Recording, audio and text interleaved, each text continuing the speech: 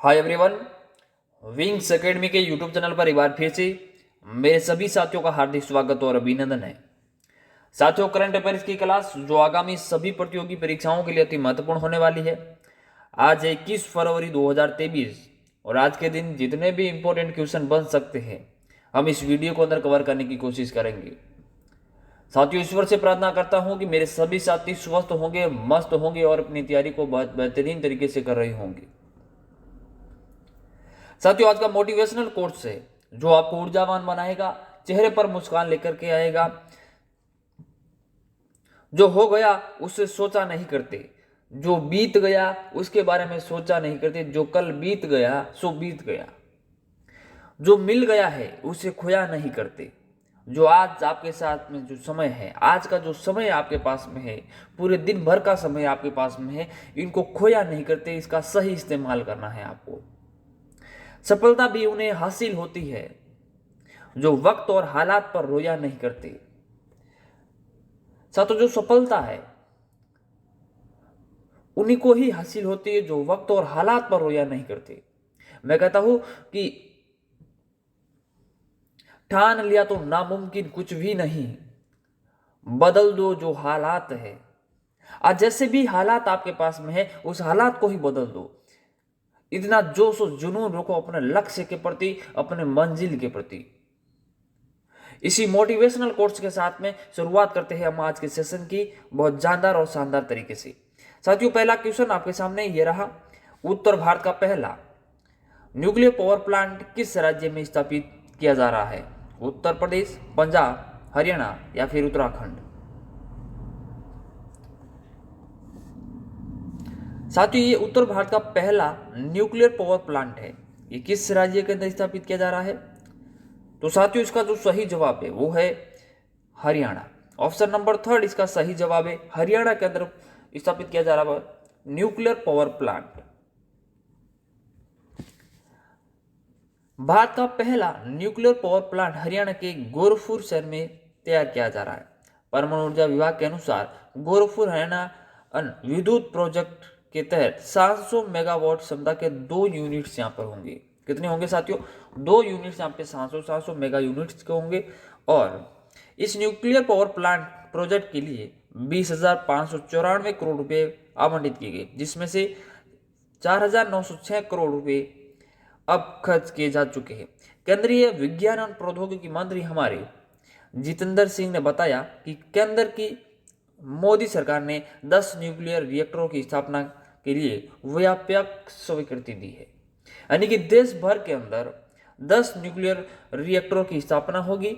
और अभी ये जो उत्तर भारत के अंदर बना है तो ये बना हरियाणा के अंदर, हरियाणा के गोरखपुर शहर के अंदर।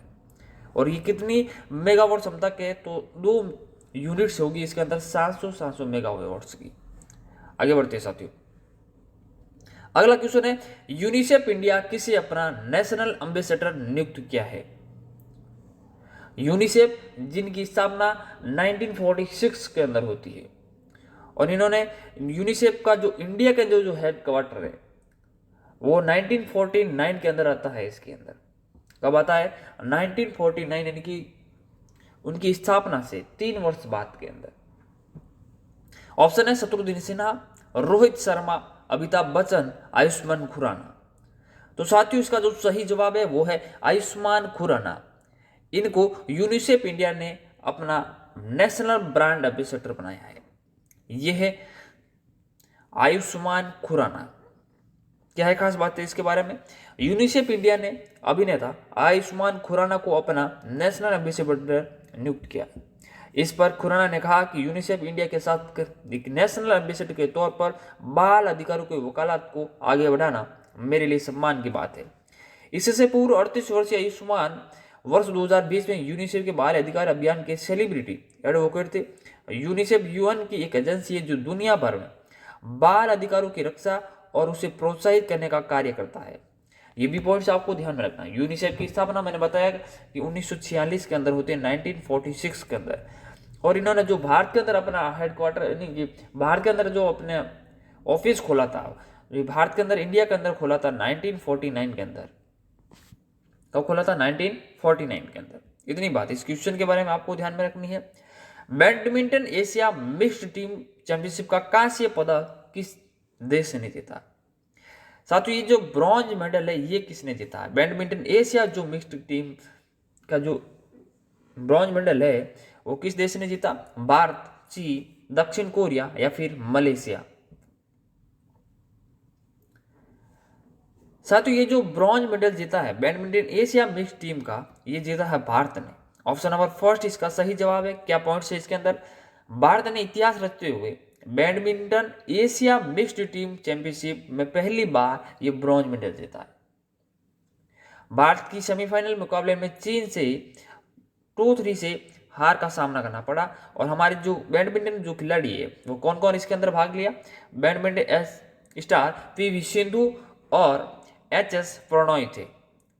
ये दोनों सेमीफाइनल के अंदर हारे थे और इन्होंने ब्रॉन्ज मेडल जीता। ठीक है, और क्या बातें ध्यान रखनी इसके अंदर आपको?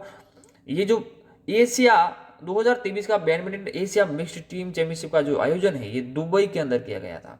कहाँ पे हुआ था? ये दुबई के अंदर हुआ था। हमारे कौन दो खिलाड़ी थे? बैडमिंटन स्टार पीवी सिंधु और एचएस प्रणॉय ने ब्रॉन्ज मेडल जीता इन दोनों ने। ओके, इतना पॉइंट्स आपको इस क्वेश्चन के बारे में आपको ध्यान में रखना है। भारत उज्बेकिस्तान द्विवार्षिक सैन्य प्रशिक्षण अभ्यास स्टलिक 2023 का आयोजन किस राज्य में किया जाएगा? हाल ही के अंदर भारत और उज्बेकिस्तान के मध्य ये जो सैन्य अभ्यास चल रहा है ये किस राज्य के अंदर चल रहा है? उत्तराखंड, हिमाचल प्रदेश, अरुणाचल प्रदेश या फिर राजस्थान?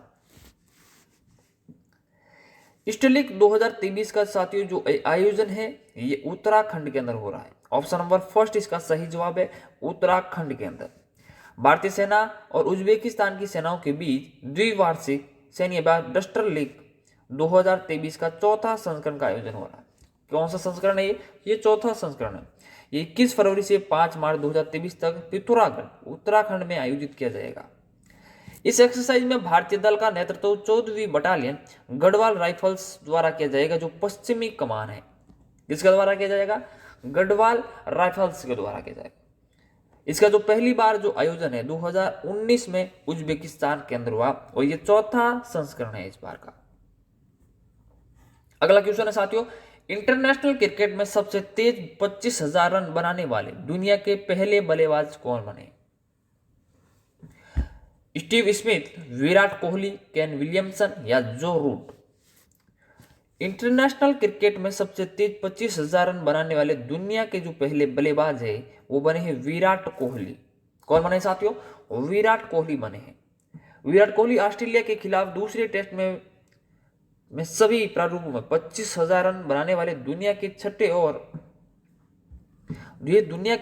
और सबसे तेज बल्लेबाज बन गए।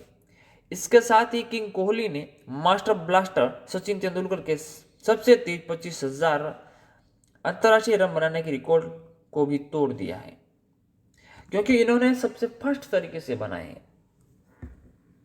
अगला क्वेश्चन, विश्व सामाजिक न्याय दिवस प्रतिवर्ष कब मनाया जाता है? 18 फरवरी को, 19 फरवरी को, 20 फरवरी को या साथियों 21 फरवरी को? साथियों, विश्व सामाजिक न्याय दिवस हम लोग प्रतिवर्ष 20 फरवरी को मनाते हैं। कब मनाते हैं?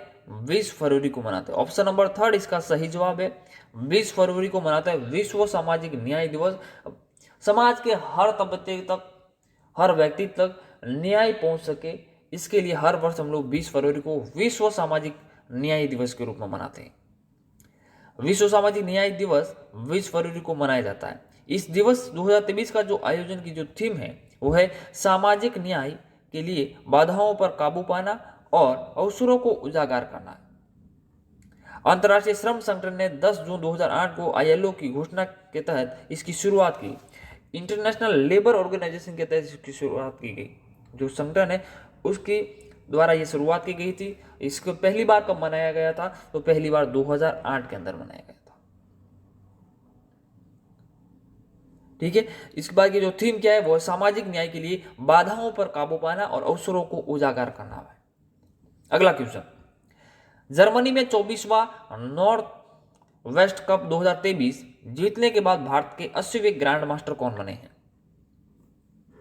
जर्मनी में 24वां नॉर्थ वेस्ट का कप 2023 जीतने के बाद भारत की 80वीं ग्रैंड मास्टर कौन बने? विघ्नेश एनआर, एम प्रणेश फिंडे, कौस्तव चटर्जी या आदित्य मित्तल? साथियों इसका जो सही जवाब है वो है विघ्नेश एनआर। कौन है? विघ्नेश एनआर, ये बनेंगे 80वें ग्रैंड मास्टर। तो 79 में कौन है? एम प्रणेश, ये 79वें है। ये 78वें है कौस्तव चटर्जी, और 77वें कौन है? हमारे जो ग्रैंड मास्टर वो है आदित्य मित्तल। इतनी बातें इस क्वेश्चन के बारे में आपको ध्यान में रखनी है। ये वाला क्वेश्चन हो चुका है। हाल ही में नंदमुरी तारक रत्न का निधन हुआ, वे कौन थे? हाल ही में नंदमुरी तारक का निधन हुआ, वे कौन थे? एक लेखक थे, पत्रकार थे, अभिनेता थे, या साथियों इसमें से कोई नहीं?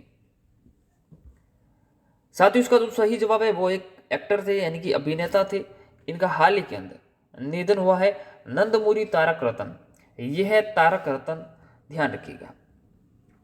अगला क्वेश्चन, हाल ही में किसने 2023 का रणजी ट्रॉफी का खिताब जीता? मोस्ट इंपोर्टेंट क्वेश्चन है और 100% छपने वाला क्वेश्चन है।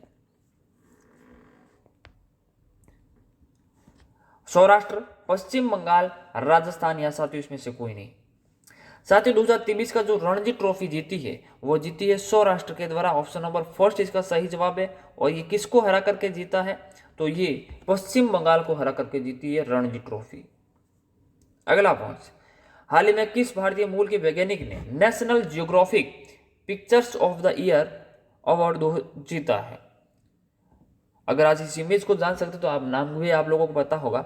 ये अंतिम पंघाल, कार्तिक सुब्रमण्यम, अनिल अग्रवाल, या साथियों इसमें से कोई नहीं? साथियों इसका जो सही जवाब है ये सामने ही आप खड़े हैं, इसका नाम है कार्तिक सुब्रमण्यम। ये कार्तिक सुब्रमण्यम एक वैज्ञानिक भी है और एक अच्छे फोटोग्राफर भी है, और इन्होंने जीता है national geographic pictures of the year. क्या जीता है? National geographic pictures of the year award इनके द्वारा जीता गया, कार्तिक सुब्रमण्यम के द्वारा। अगला क्वेश्चन, हाल ही में 18वीं विश्व सुरक्षा कांग्रेस कहां आयोजित की जाएगी? दिल्ली, जयपुर, भोपाल, या साथियों इसमें से कोई नहीं? 18वीं विश्व कांग्रेस का जो आयोजन है ये होगा साथियों जयपुर के अंदर, गुलाबी नगरी जयपुर, राजस्थान के अंदर। जिस समय भारत G20 की अध्यक्षता कर रहा है उस समय ये भारत 18वीं विश्व कांग्रेस का भी आयोजन कर रहा है। भारत अपने आजादी का अमृत महोत्सव मना रहा है। और क्या खास बातें हैं इसके बारे में? ये कांग्रेस का 18वां संस्करण रेलवे सुरक्षा रणनीति, प्रतिक्रियाएं और भविष्य के लिए विजन और विषय पर केंद्रित है। इसमें UIC के संबंधित अधिकारियों, भागीदारी, अंतर्राष्ट्रीय संगठनों के अलावा दुनिया भर के रेलवे संगठनों की सुरक्षा प्रमुख भाग लेंगे। इसके अंदर दुनिया भर से लोग आएंगे जो रेलवे संगठन यानी कि सुरक्षा प्रमुख है रेलवे के। भारतीय रेलवे, RPF और भारत के वरिष्ठ पुलिस अधिकारी भी इसके अंदर भाग लेंगे। इतनी बातें इस क्वेश्चन के बारे में आपको ध्यान में रखनी है। साथियों आज हम लोग पढ़ने वाले इतिहास का एक पन्ना जो बौद्ध धर्म के बारे में, भगवान गौतम बुद्ध के बारे में आज पढ़ने वाले, उनकी जीवनी के बारे में पढ़ने वाले, जो हमें आने वाले परीक्षाओं के अंदर बहुत हेल्प मिलेगी। साथियों बौद्ध धर्म के जो संस्थापक है वो है गौतम बुद्ध। इन्हें एशिया का ज्योतिपुंज, लाइट ऑफ एशिया कहा जाता है। भगवान बुद्ध का जो जन्म है 563 ईसा पूर्व में कपिलवस्तु के लुम्बिनी नामक स्थान पर हुआ। इनके पिता का नाम सुद्धोधन, ये शाक्य गण के मुखिया थे। भगवान बुद्ध भी कौन से जो गण के थे, यानी कि कौन से कुल के थे? तो वो एक शाक्य गण के थे।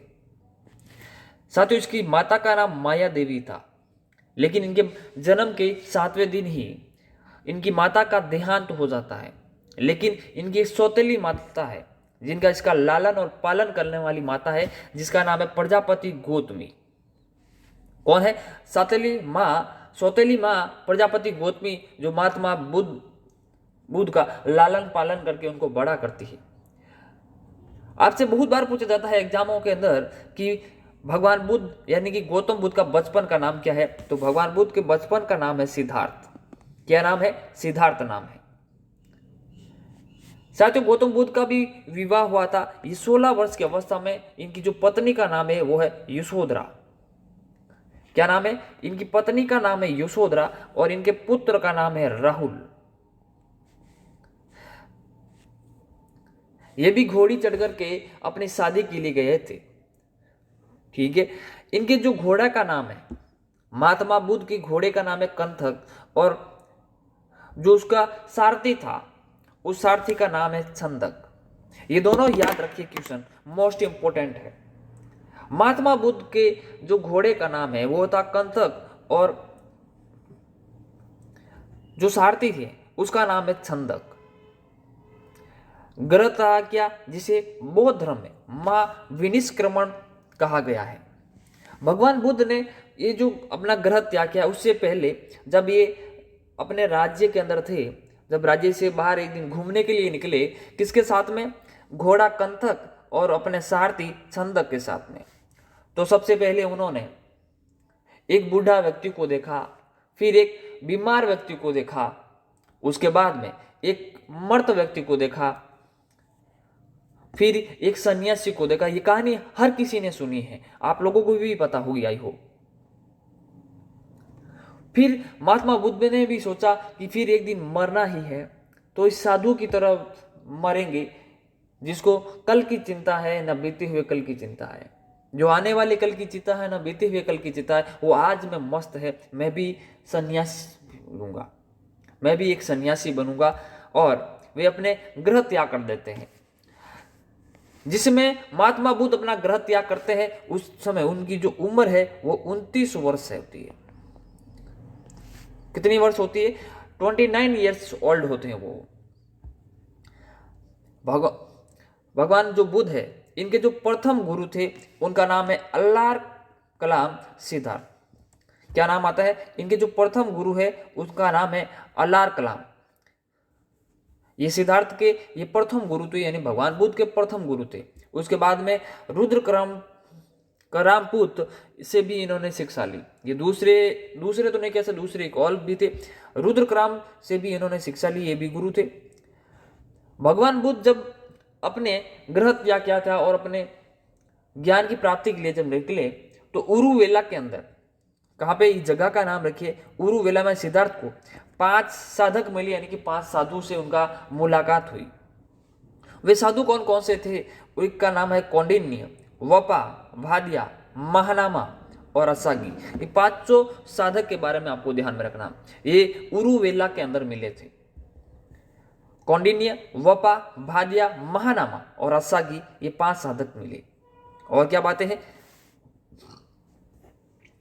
साथियों? जब भगवान बुद्ध अपने घर से 29 वर्ष की अवस्था से निकले और 35 वर्ष के बीच का जो समय है, जिसमें भगवान बुद्ध का जो तपस्या का जो समय है उसको आर्य पर्यसना कहते हैं। इस समय को क्या कहते हैं? आर्य पर्यसना कहते हैं। क्या कहते हैं इसको? आर्य पर्यसना कहते हैं। और क्या खास बातें हैं?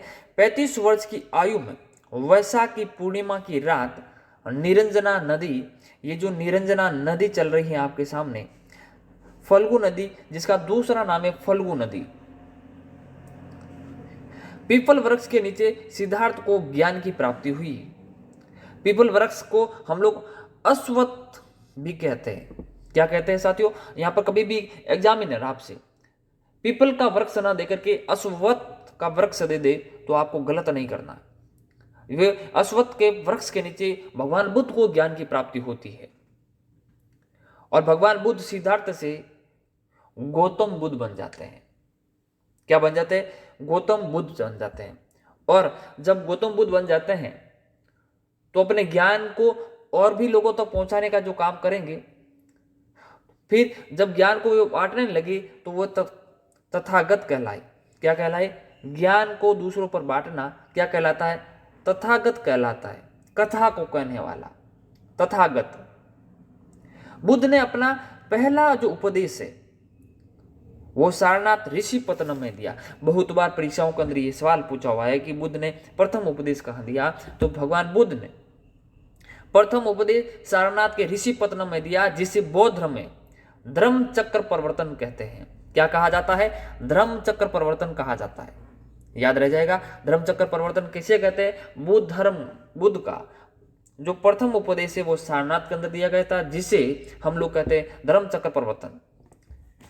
साथियों, बुद्ध की जो मृत्यु हो 80 वर्ष की अवस्था में 483 ईसा पूर्व में कुशित नारा देवरिया उत्तर प्रदेश में चून द्वारा अर्पित भोजन के बाद हो गई, जिसे बौद्ध धर्म में महापरिनिर्वाण कहा जाता है। क्या कहा जाता है? महापरिनिर्वाण कहा जाता है।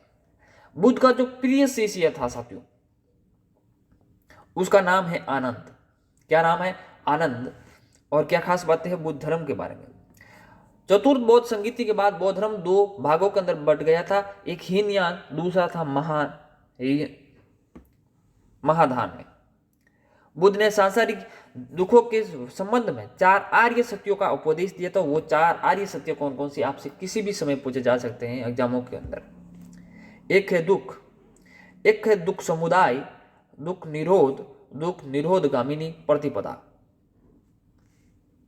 उन्होंने कहा ये संसार दुखों से भरा है, ये दुखों का समुदाय है, दुख निरोध है, दुख निरोधगामिनी प्रतिपदा है। और क्या खास बातें हैं? इस संसारिक दुखों से मुक्ति हेतु बुद्ध ने अष्टांगिक मार्ग की बात कही। ये अष्टांगिक जो मार्ग है, इसके कौन कौन से साधक थे? समयक दृष्टि, समयक संकल्प, आपका संकल्प होना चाहिए, समयक वाणी, समयक कर्मांत, समयक आजीव, समयक व्यायाम, समयक स्मृति और समयक समाधि। ये अष्टांगिक मार्ग है भगवान बुद्ध की। साथियों, आप लोगों ने डाकू अंगुलीमाल और महात्मा बुद्ध की कहानी आप लोगों ने सुनी होगी। जो जंगल के अंदर जो भी आता उनसे लूट लेता और उसकी अंगुली काटकर अपने गले के अंदर पहन लेता। साथियों, वैशाली की पुत्रवधु आम्रपाली जो एक वेश्या थी, वो भी भगवान बुद्ध की शिष्या बन गई थी। ये भी कहानी आप लोगों ने सुनी होगी। वैशाली, ये आम्रपाली जिसका नाम क्या है, वैशाली की जो पुत्रवधु आम्रपाली है, ये भी भगवान बुद्ध की शिष्या थी। अगला पॉइंट, बुद्ध धर्म के त्रिरत्न हैं। कितने रत्न हैं? त्रिरत्न। वो कौन कौन से शब्द है वो ध्यान रखिए। बुद्ध, धम्म और संघ। बुद्ध, धम्म और संघ। अब सबसे मोस्ट इंपोर्टेंट क्वेश्चन हर बार एग्जामों के अंदर पूछा जाता है कि प्रथम बौद्ध संगीति कब हुई, उसका अध्यक्ष कौन था, उस समय वहां का राजा कौन था। तो इस पॉइंट्स को समझते पहले कि वो कहां पर हुई। साथियों, जो प्रथम बौद्ध संगीति है वो 483 ईसा पूर्व के अंदर हुई थी। कब होती है? 483 ईसा पूर्व के अंदर होती है। कहां पर होती है? राजगृह के अंदर होती है। जगह का नाम क्या है? राजगृह। और उसका अध्यक्ष कौन था? तो अध्यक्षता किसने की? महाकश्यप ने। और उस समय राजा था अजात शत्रु। किसका शासन था? अजात शत्रु का शासन था। अध्यक्षता किसने की? महाकश्यप। ये विशाल महान सम्मेलन हुआ था, इसलिए पहला सम्मेलन महाकश्यप, याद रखिए। अध्यक्षता किसने की? महाकश्यप ने। कहां पे हुई? राजगृह के अंदर। उसके 100 वर्ष बाद दूसरी बौद्ध संगीति होती है 383 ईसा पूर्व के अंदर। यह होती है साथियों वैशाली के अंदर। और वैशाली के बाद में एक बार और बता देता हूं आपको, भगवान बुद्ध ने सर्वाधिक जो उपदेश है वैशाली के अंदर दिए थे, क्योंकि वैशाली के श्रावस्ती में दिए थे। कहां पे दिए थे? वैशाली के श्रावस्ती के अंदर।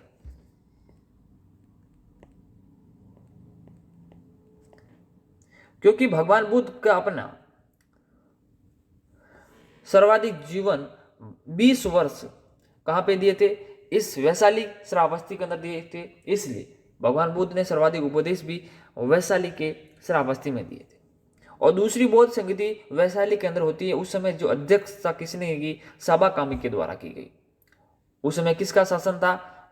कालाशोक का शासन था। फिर होती तीसरी बौद्ध संगीति 255 ईसा पूर्व के अंदर। यह होती है साथियों पाटलिपुत्र के अंदर। और मोगली पोतिस मोगलीपोतिस इसकी अध्यक्षता करते हैं और उस समय जो शासन है वो अशोक का था। चौथी जो बौद्ध संगीति होती है, चतुर्थ बौद्ध संगीति, ये प्रथम शताब्दी के अंदर होती है। कब होती है साथियों? ये प्रथम शताब्दी के अंदर होती है, कुंडल वन के अंदर। कहां पे होती है? कुंडल वन के अंदर। और इसकी जो अध्यक्षता वसुमित्र अश्वघोष ने की। वसुमित्र और अश्वघोष ने की। उस समय जो राजा था वो था राजा कनिष्क। कौन था? राजा था कनिष्क। एक बार फिर से रिवीजन मारते हैं हल्का सा और इस चीज को समझते हैं। प्रथम बौद्ध संगीति राजगृह के अंदर, अध्यक्षता किसने की? माकस्यप ने के अंदर, माकस्यप ने। और कब होती है? 483 ईसा पूर्व के अंदर। और राजा कौन था? अजातशत्रु। दूसरी बौद्ध संगीति होती है उसके 100 वर्ष बाद। कब होती है? 383 ईसा पूर्व के अंदर। कहां पे? वैशाली के अंदर। अध्यक्ष सभा कामी। किसका शासन था? कालाशोक का। तीसरी बौद्ध संगीति 255 ईस्वी के अंदर। कहां पे? पाटलिपुत्र के अंदर। मोगलीपोतिस इसके अध्यक्ष थे और अशोक का शासनकाल था। और चौथी बौद्ध संगीति होती है प्रथम ईस्वी के अंदर, प्रथम शताब्दी कह सकते हैं, प्रथम शताब्दी के अंदर। और कहां पे होती है? कुंडल वन के अंदर। इसकी अध्यक्षता किसने की? वसुमित्र और अश्वघोष ने। राजा कौन था? कनिष्क था। इतने पॉइंट्स आपको बुद्ध धर्म के बारे में भी आपको ध्यान में रखने हैं। Thank you for watching my video. अगर ये क्लास आपको अच्छी लगती है, हेल्पफुल लगती है, तो अपने साथियों के साथ में शेयर करना ना भूलें। अगर आप हमारे चैनल पर नए हैं तो चैनल को सब्सक्राइब करना ना भूलें। साथियों, अपना और अपनों का ख्याल रखें। मिलते हैं अगली क्लास के अंदर। धन्यवाद।